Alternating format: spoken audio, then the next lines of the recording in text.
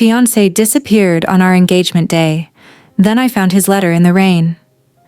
In the bustling city of Chicago, Illinois, on a crisp October morning, Romilly Archer was preparing for what should have been one of the happiest days of her life. She worked as a pediatric nurse at Northwestern Memorial Hospital and had been planning this engagement celebration for months. The autumn sunlight filtered through the windows of her downtown apartment, casting a warm glow on her carefully chosen navy blue dress. "Romilly, you look absolutely radiant," her sister Lisa said, adjusting the delicate silver necklace around her neck.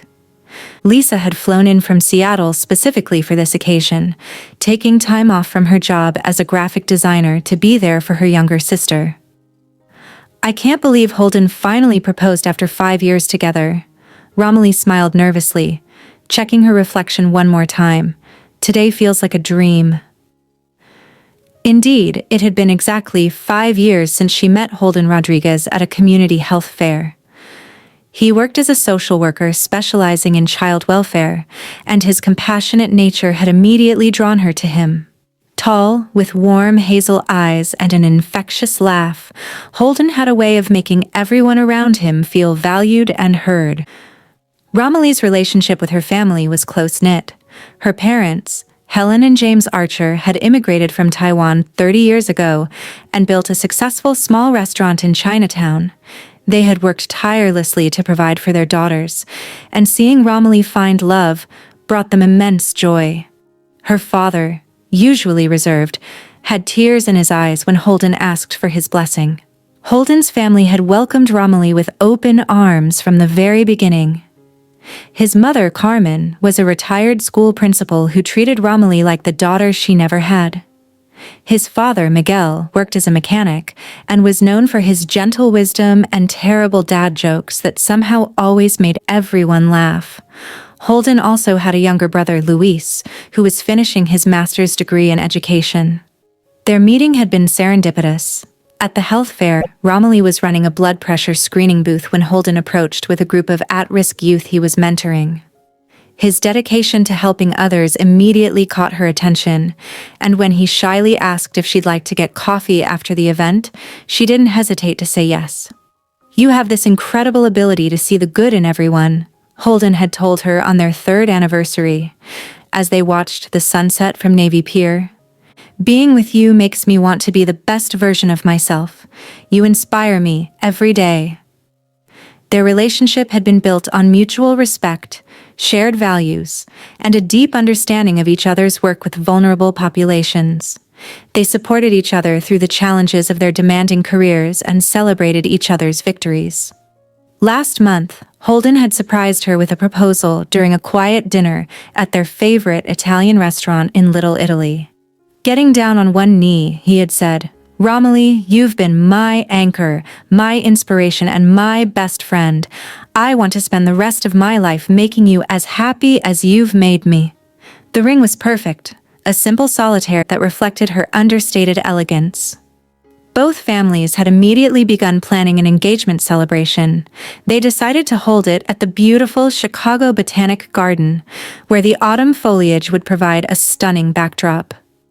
About 60 guests were invited, including colleagues from both their workplaces, family friends, and relatives. Now, as Romilly put on her earrings, a gift from Holden's grandmother, Lisa said, "Everything is perfect. Holden is going to be so moved when he sees you today." Romilly looked at herself in the mirror one final time and whispered a small prayer of gratitude. A new chapter begins today. At exactly 3 p.m., guests began arriving at the Chicago Botanic Garden. The Japanese garden had been reserved for their celebration, with its serene ponds and vibrant maple trees creating a picture-perfect setting.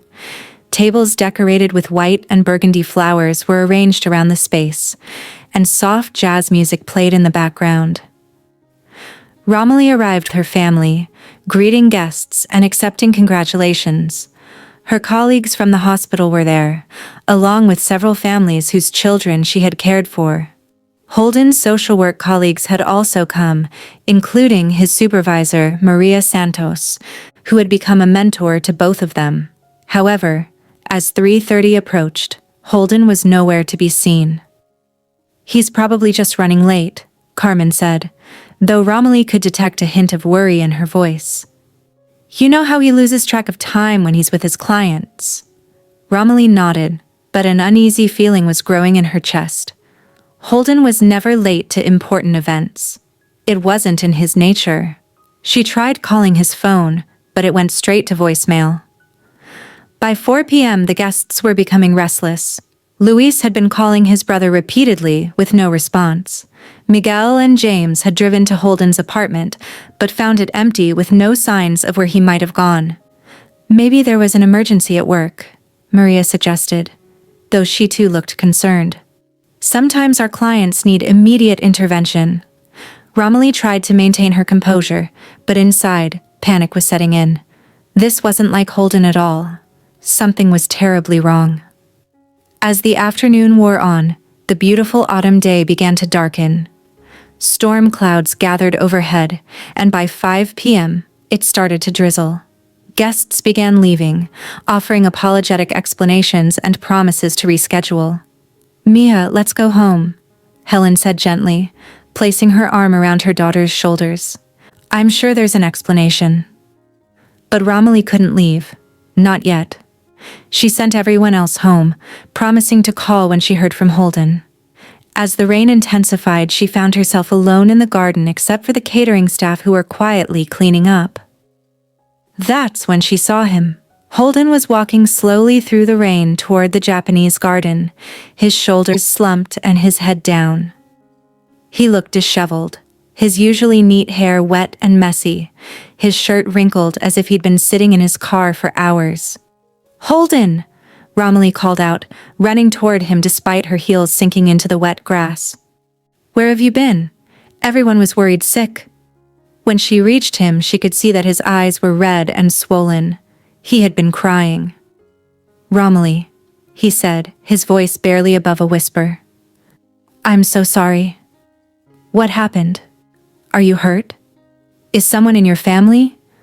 No, he interrupted, shaking his head. Nothing like that. He reached into his jacket pocket and pulled out a crumpled envelope. I need you to read this first, before I can explain anything. Romilly took the envelope with trembling hands. Her name was written on it in Holden's familiar handwriting, but the letters looked shaky, uncertain. What is this? Just please read it, Holden said, stepping back slightly. And then you can decide if you still want to hear what I have to say. With growing dread, Romilly opened the envelope. Inside was a letter, the ink slightly smudged from the rain but still legible. My dearest Romilly, by the time you read this, I will have ruined what should have been one of the happiest days of your life.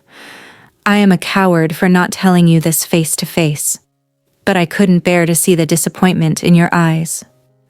This morning, I received a call from my supervisor. There's been an investigation at work, and I'm being accused of mishandling funds from the youth program I run. The allegation is that I've been embezzling money meant for at-risk kids. Romilly, I swear to you on everything I hold sacred, I am innocent. But the evidence looks bad. Someone has been stealing from the program and making it look like it was me. Money was transferred from accounts I have access to, and there are forged documents with my signature. I've been suspended pending the investigation. If I'm found guilty, I could face criminal charges and prison time. Even if I'm cleared, my reputation will be destroyed. No one will ever trust me to work with children again. I couldn't stand at that celebration today, accepting congratulations for our future, knowing that I might not have one to offer you. You deserve so much better than to be tied to someone whose career and reputation might be in ruins. I love you more than life itself, which is why I can't ask you to stand by me through this. You work so hard to help children, and being associated with someone accused of stealing from kids would destroy everything you've built. I'm going to fight these charges with everything I have, but I won't drag you down with me. You are too good, too pure, too wonderful to be tainted by this scandal. Please forgive me for not being the man you thought I was. With all my love and deepest regrets, Holden. Romilly read the letter twice, rain mixing with the tears streaming down her face. When she finally looked up, Holden was watching her with the most heartbroken expression she had ever seen. "You idiot," she said quietly. Holden blinked in surprise. "What?" "You complete and utter idiot," Romilly repeated, louder this time. "Did you really think I would abandon you because of some false accusations? Romilly, you don't understand. No, you don't understand." She stepped closer to him, her voice rising with emotion. "Do you think so little of me? Do you think my love for you is so shallow that I'd run away the moment things got difficult?" Holden stared at her in shock. "But your career?" "Will be fine," she interrupted. "Holden, I know you. I've known you for 5 years. I've seen how you interact with those kids, how much you care about them. I've watched you spend your own money on supplies for the program when the budget was tight. The idea that you would steal from children is absolutely ridiculous. But what if they can't prove my innocence? What if— Then we'll face it together," Romilly said firmly. "That's what people who love each other do. They stand by each other when things get tough." Holden's composure finally cracked, and he began sobbing. "I was so scared of losing you." Romilly pulled him into her arms, holding him tightly as the rain continued to fall around them. "You almost lost me by running away," she whispered. "But never because you're in trouble and need support." They stood there in the rain for several minutes, holding each other while the storm raged around them. Finally, Romilly pulled back slightly. "Now," she said, "tell me everything, every detail. We're going to figure this out together." Over the next hour, sitting in Holden's car in the parking lot, he told her the full story.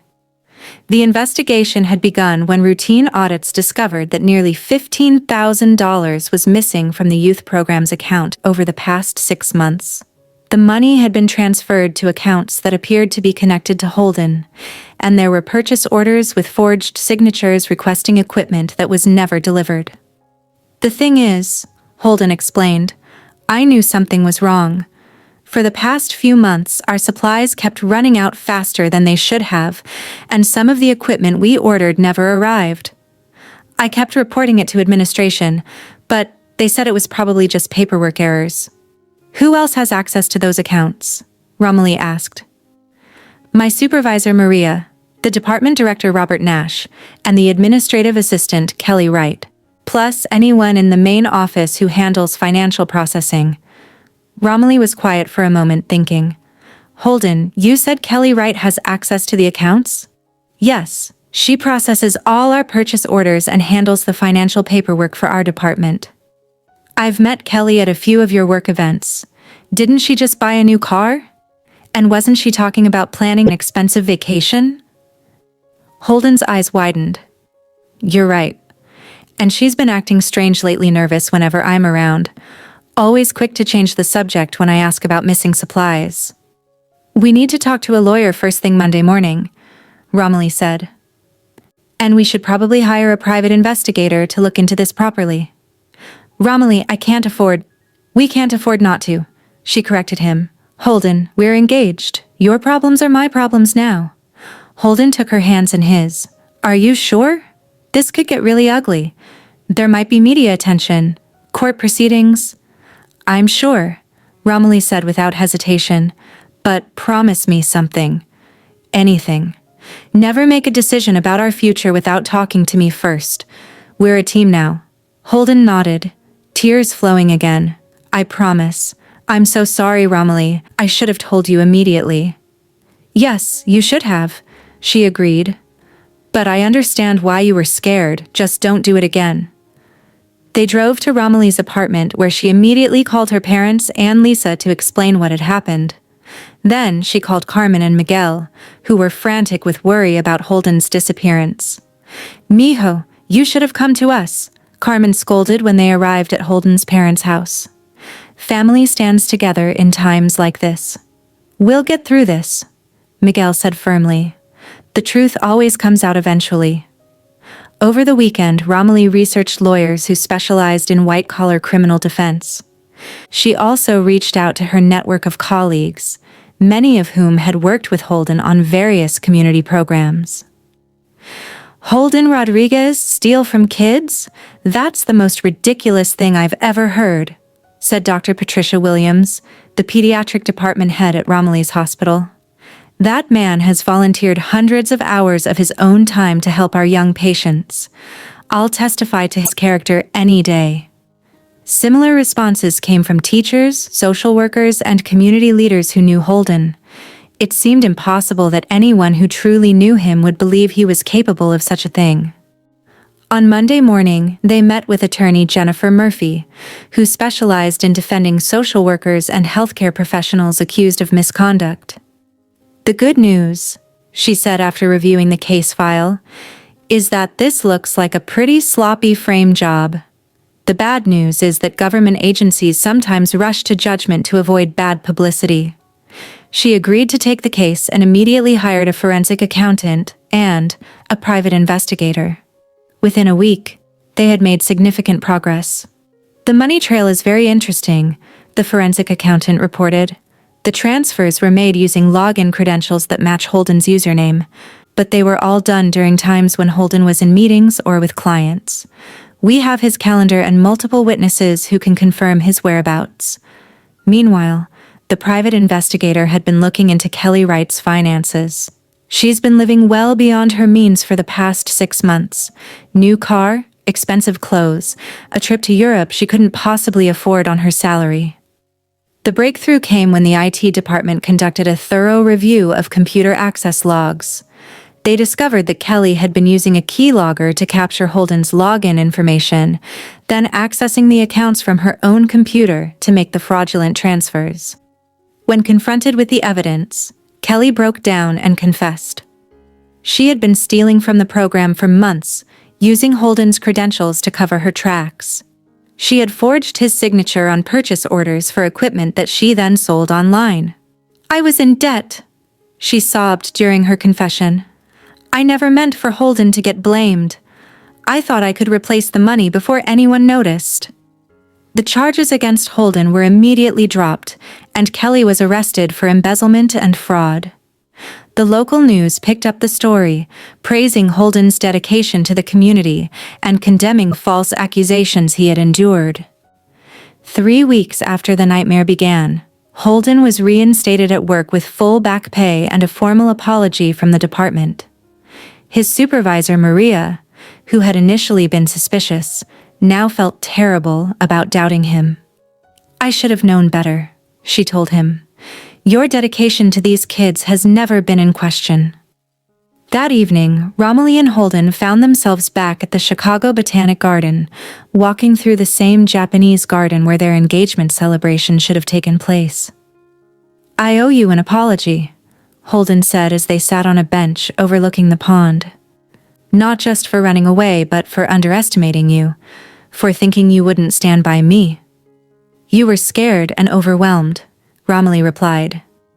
"I understand, but Holden, marriage means facing everything together, the good times and the bad times. If we can get through this, we can get through anything."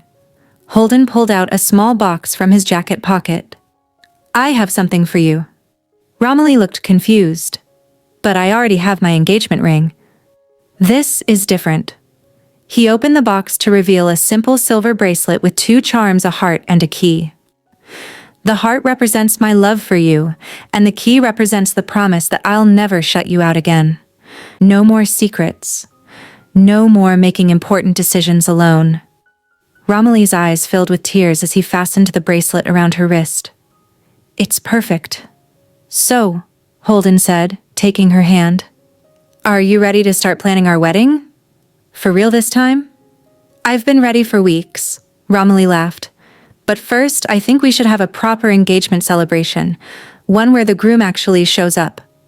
Holden grinned. "I promise I'll be there. Wild horses couldn't keep me away." 6 months later, they were married in a beautiful ceremony at the Chicago Botanic Garden. This time, Holden not only showed up but wrote his own vows, speaking eloquently about the strength of their love and the importance of trust and communication in marriage. "Romilly taught me that true love isn't just about the good times," he said. looking directly at her as tears streamed down both their faces. It's about choosing to stand together when everything falls apart. She could have walked away when I was at my lowest point, but instead, she fought for me harder than I fought for myself. In his toast, Romilly's father James said, "Holden, you are a good man who faced an impossible situation. The measure of a person isn't whether they never face adversity, but how they handle it and learn from it. You and Romilly have proven that your love can weather any storm." The private investigator who had helped clear Holden's name was invited to the wedding as a guest of honor. Jennifer Murphy, their attorney, also attended and gave a speech about the importance of having people in your life who believe in your innocence, even when the evidence looks bad. 2 years later, when their first child was born, a daughter they named Hope Holden, reflected on how the darkest period of his life had ultimately strengthened their relationship. "If I hadn't gone through that false accusation," he told Romilly as they watched their daughter sleep, "I might never have fully understood how deep your love for me really is. And I might never have learned to trust you completely with my fears and vulnerabilities." Romilly smiled, adjusting baby Hope's blanket. "And I learned that I'm stronger than I thought I was. When someone I love is in trouble, I become fierce. I didn't know I had that in me." "Our daughter is lucky," Holden said. "She's going to grow up seeing what real partnership looks like." They had learned that true love isn't tested in the good times, but in the moments when everything seems to be falling apart. Their love had been forged in crisis and emerged stronger than ever. Holden never forgot the lesson of that rainy October day when he almost threw away the best thing in his life out of fear and shame. He became an advocate for other social workers facing false accusations, understanding firsthand how quickly a reputation could be destroyed and how important it was to have people who believed in your innocence. Romilly, meanwhile, had discovered a strength she never knew she possessed. The experience taught her that love sometimes means fighting for someone even when they're too broken to fight for themselves. Years later, when Hope was old enough to understand, they would tell her the story of how Mommy and Daddy learned that real love means never giving up on each other, no matter how dark things might seem. "The most important thing in a relationship," Romilly would tell their daughter, "is not avoiding problems, but facing them together. That's what makes love real and lasting."